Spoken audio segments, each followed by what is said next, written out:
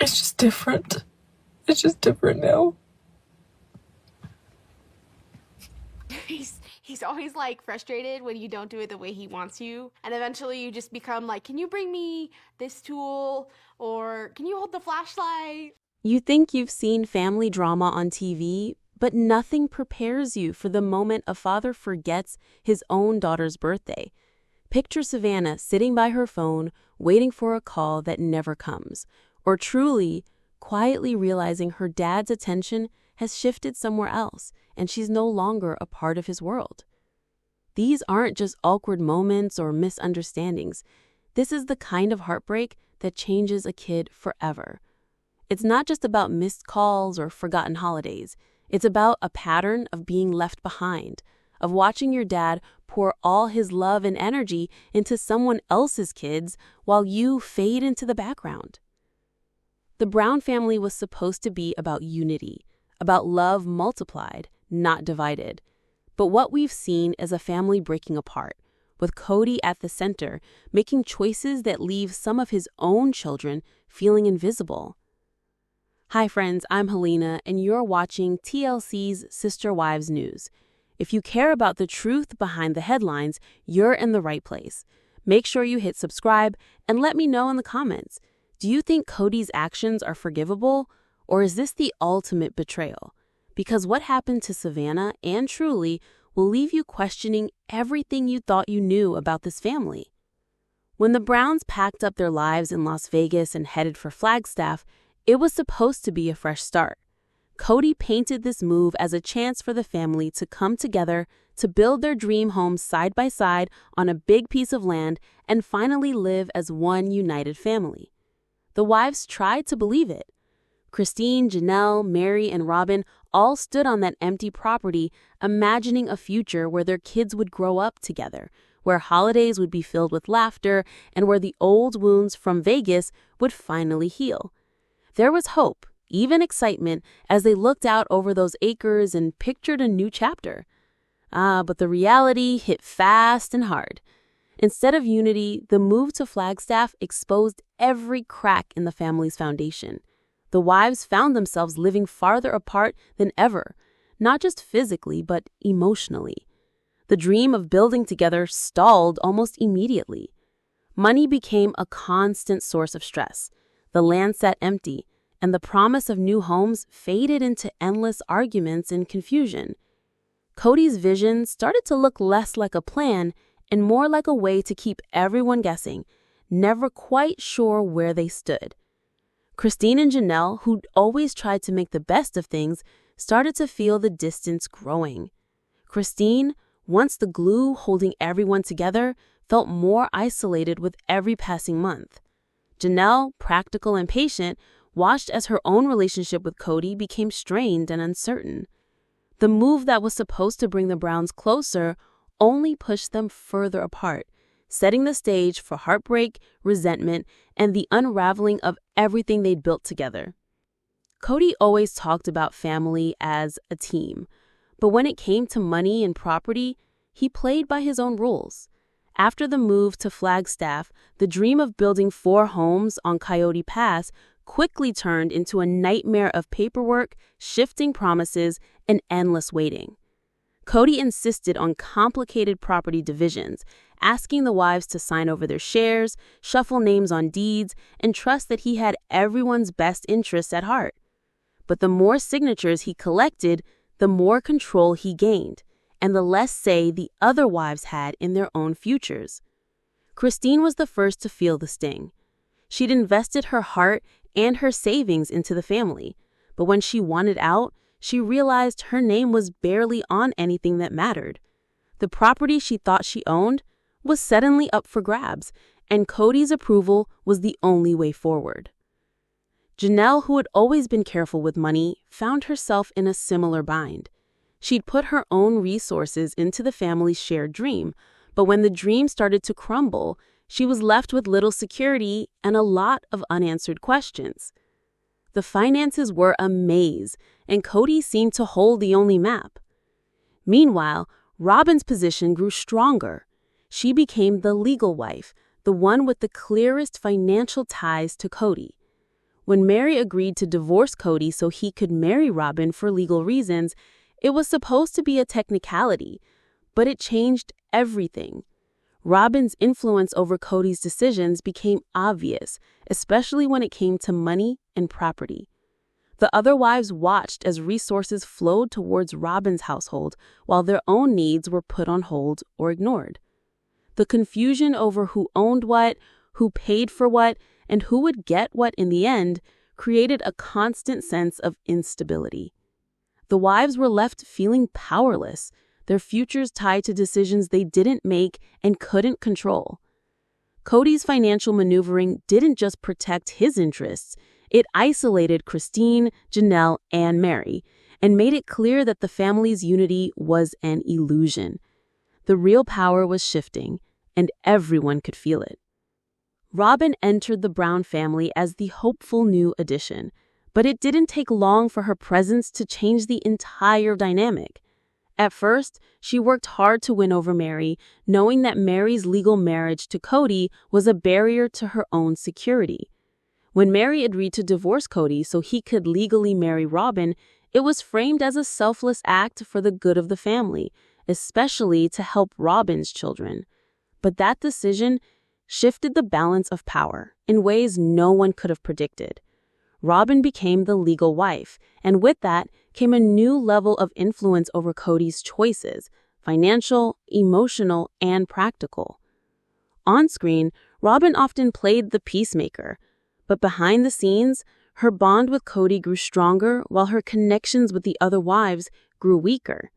She and Kody started making decisions as a unit, sometimes without even consulting the rest of the family. The other wives noticed. Christine, who had always been the family's cheerleader, started to feel like an outsider in her own home. Janelle, who valued fairness and open communication, found herself left out in key conversations. Even Mary, who had sacrificed so much, realized her relationship with Kody was now more distant than ever. Robyn's influence became especially clear during family meetings about property and finances. She was always at Kody's side, her opinions carrying more weight than anyone else's. When disagreements came up, Kody often sided with Robyn, leaving the other wives frustrated and unheard. The show captured moments where Robyn's needs and concerns seemed to take priority, whether it was about moving schedules, money for her home, or decisions about the kids. As the seasons went on, the pattern became impossible to ignore. Robyn's household was thriving, while Christine and Janelle's families were struggling. The emotional gap widened, and the sense of sisterhood that once defined the Browns faded into polite distance. Robyn's central role wasn't just about being Kody's favorite. It was about slowly, strategically, becoming the only wife whose voice truly mattered. The others were left to watch as their place in the family slipped away. One decision at a time. Savannah and Truly's stories are some of the most heartbreaking parts of the Brown family's unraveling. These aren't just background kids in a big family. They're daughters who once looked up to their dad, only to find themselves pushed aside as the spotlight shifted to someone else's household. The cameras caught it all. And if you've watched the show, you know these moments weren't just editing tricks.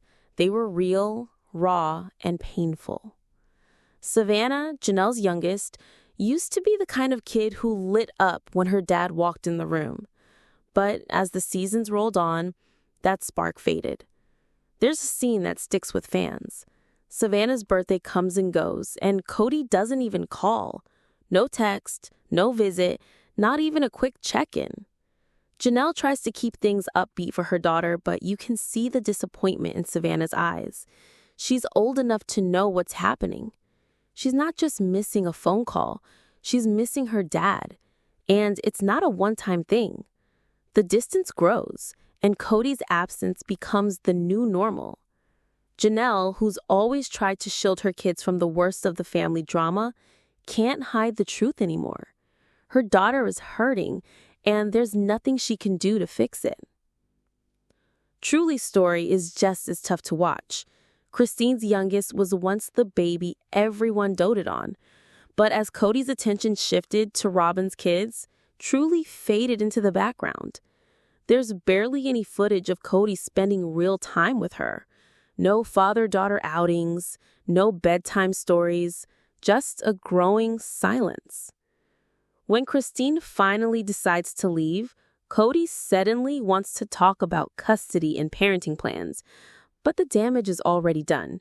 Truly knows her dad hasn't been there for her, and Christine is left to pick up the pieces. She's the one comforting Truly, explaining why her dad isn't around, trying to fill the gap left by Kody's absence. Meanwhile, Robyn's children get a completely different version of Kody. He's present, affectionate, and involved. He's at every milestone, every holiday, every family dinner. The contrast is impossible to ignore. Savannah and Truly watch from the sidelines as their dad becomes the father they wish they had, but only for someone else's kids. The impact is deep and lasting. Both girls have to grow up faster, learning to cope with disappointment and rejection before they're even out of high school. Their mothers, Janelle and Christine, carry the guilt and frustration of watching their daughters get left behind, knowing there's nothing they can do to force Kody to care. The emotional neglect isn't just a subplot. It's the real tragedy at the heart of the Brown family's story. The Brown kids never had a typical childhood, but as the family started to fracture, their lives became even more complicated. The older siblings, like Logan, Aspen, and Maddie, grew up in the early days of the family's polygamist experiment. They remember when the family felt like a team, when holidays meant everyone under one roof, and the idea of sister wives was more than just a title. They saw the good and the bad, but at least there was a sense of unity.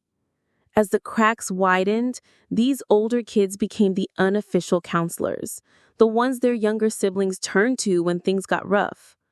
They watched their parents' relationships fall apart and tried to keep the peace even as they started their own lives. The middle kids, like Garrison, Gabriel, and Isabel, were caught in the crossfire. They were old enough to see the favoritism and the shifting alliances, but too young to escape it.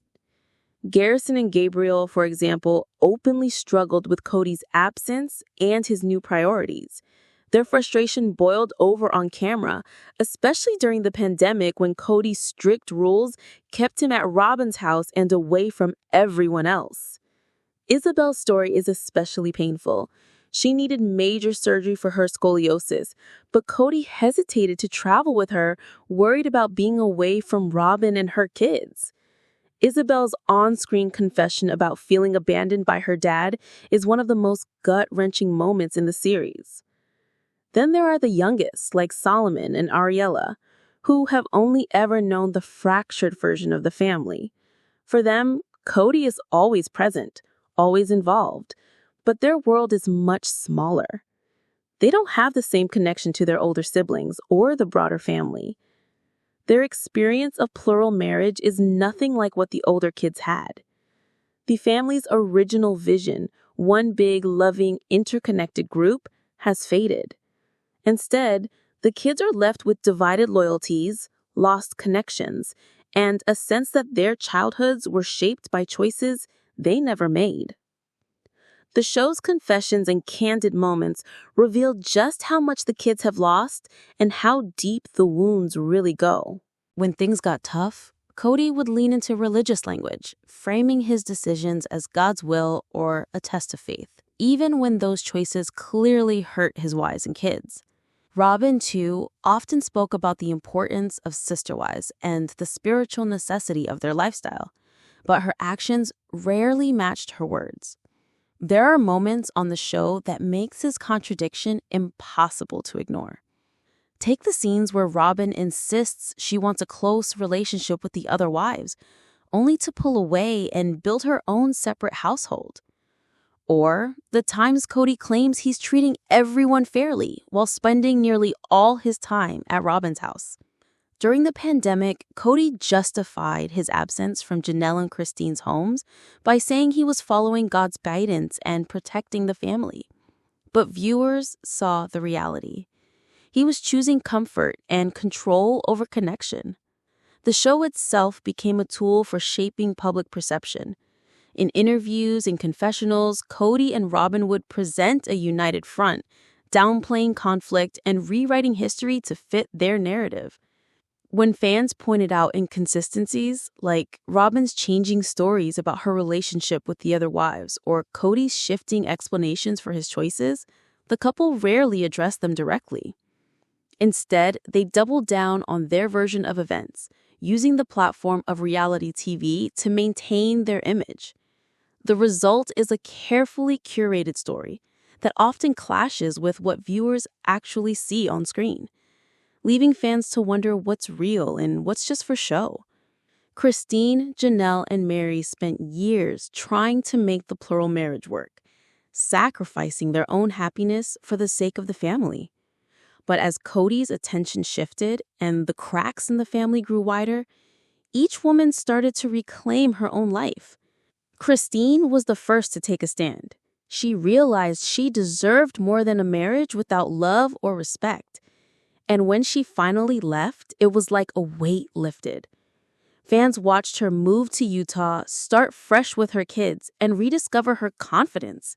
Her smile came back, and so did her sense of purpose. She wasn't just surviving anymore, she was thriving. Janelle followed her own path, focusing on her children and her own financial independence. She spoke openly about the freedom she felt once she stopped waiting for Kody to show up. Janelle's journey wasn't easy, but she found strength in her own resilience and the support of her kids. Mary, after years of heartbreak and feeling like an outsider, started to build a life outside the family as well. She invested in her business, traveled, and learned to stand on her own 2 feet. While these women found new beginnings, Kody and Robyn seemed stuck. The unity they fought so hard to create ended up feeling hollow.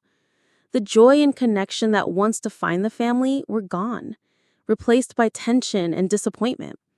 The contrast couldn't be clearer. As Christine, Janelle, and Mary grew stronger and happier, Kody and Robyn were left with the reality of a family that had fallen apart, and a future that looked nothing like the one they promised each other. The fallout from Kody's choices didn't just break up a marriage. It left scars on his children that will last a lifetime. Savannah and Truly, once surrounded by siblings and the promise of a big, loving family, now carry the weight of being overlooked and left behind. Their stories are a reminder that control and favoritism come at a steep price. The family's dream of unity was replaced by silence, distance, and heartbreak. The kids lost the security they deserved, and the wives had to rebuild from the ground up, finding strength in themselves when the family structure failed them. If there's anything to take from the Brown story, it's that real love means showing up, listening, and putting your children first. No amount of TV spin or religious talk can cover up the pain of being forgotten. As viewers, we owe it to Savannah, Truly, and every kid who's ever felt invisible to keep asking for honesty and accountability. Let's keep this conversation going. Share your thoughts in the comments, and don't forget to subscribe to TLC's Sister Wives News for more real talk and updates. Together, we can demand better for families everywhere.